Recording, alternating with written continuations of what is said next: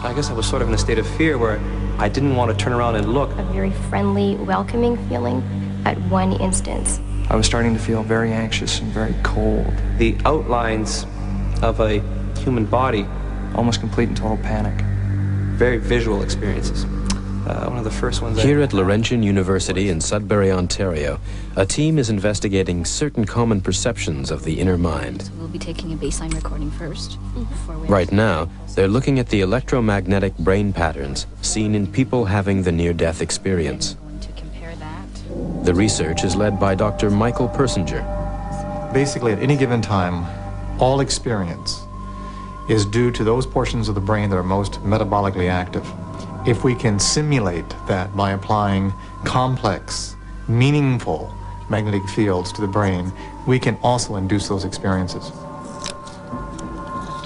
This experiment is testing the idea that mystical perceptions and paranormal experiences can be turned on at will, not by hypnosis or shamanic drumming, but by a scientist, stimulating nerve activity in the brain.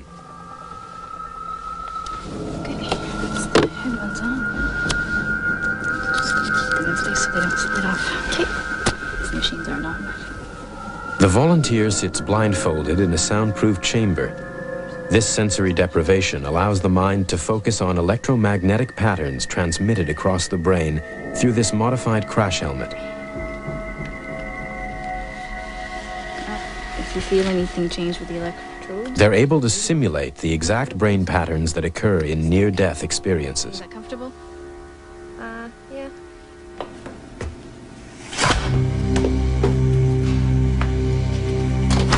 Dr. Persinger hopes the research will benefit psychotherapy.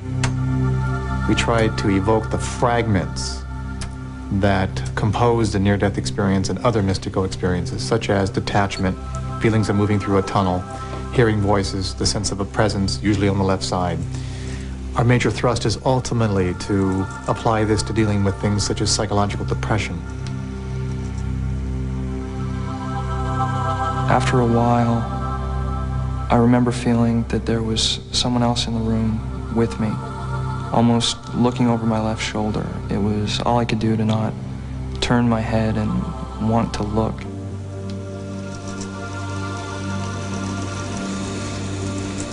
If you stimulate the deep portions of the temporal lobe, so you can get very, very vivid imagery, and the emotional commitment or the emotional sensation that something is profound, real, cosmically real, and personally significant. It's a male voice, but it's like really, really far away. As if you can just sort of like catch a tone. You can't really hear. You can tell that it's someone talking. You can distinguish that, but you can't make out any kind of words or anything like that.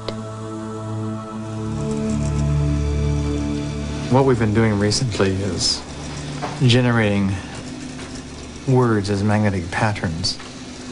And even though the person isn't hearing it through their ears, their brain is interpreting it. So they're actually having fragments of experiences as if they're hearing it when in actual fact they cannot be.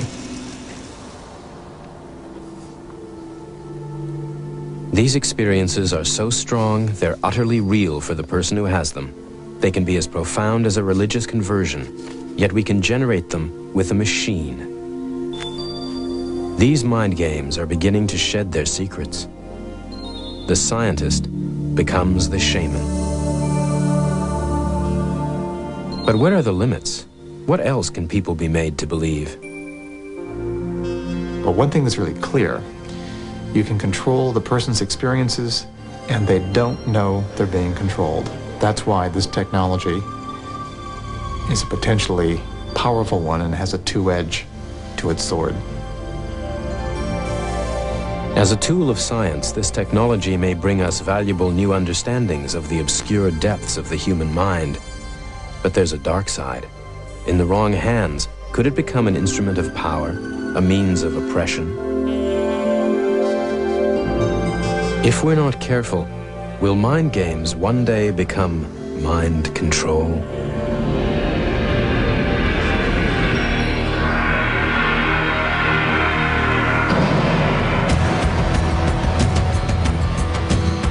Next on TLC, how many ways could there be to send the dearly departed to the great beyond? Science Frontiers is deadly serious. Then, it's a peek into the secret life of the telephone.